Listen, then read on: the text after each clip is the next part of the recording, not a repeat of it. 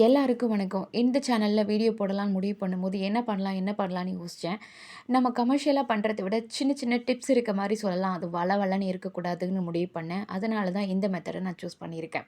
இப்போ YouTubeல ரொம்ப ட்ரெண்டிங்ல போய்க்கிட்டு இருக்குது ஒண்ணு. மெயினான பிசினஸ்ன்னே சொல்லலாம். Oil business. எல்லா மூலிகையும் போட்டு காய்ச்சி, அந்த எண்ணெய தலையில தேய்ச்சுட்டே வந்தா முடி வளரும், டாண்ட்ரஃப் இருக்காது, முடி கொட்டாது இப்படிலாம் சொல்லிட்டுருக்காங்க. நான் அத பத்திலாம் இங்க விமர்சிக்க வரல. ஆனா ஒரு சின்ன விஷயம் மட்டும் சொல்றேன். ஸ்கூல் படிக்கும்போது டீச்சர்ஸ் நமக்கு பண்ண அட்வைஸ்ல இது ஒண்ணு. என்னன்னா வந்து ஒரு பொண்ணுக்கு கண்ணு கொஞ்சம் மங்கலா தெரிய ஆரம்பிக்குது. இந்த வயசுலயே எப்படி இது வரும்?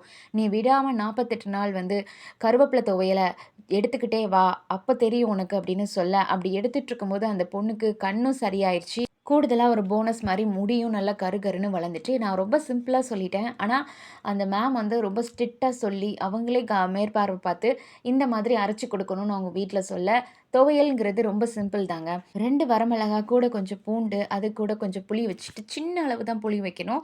நம்ம எத துவையல்லாம் அதிகமா இருக்குதுன்னு சொல்றோமோ, அதாவது கருவேப்பில துவையல்னா, கருவேப்பிலைய நெறைய உருவி போட்டுக்கோங்க.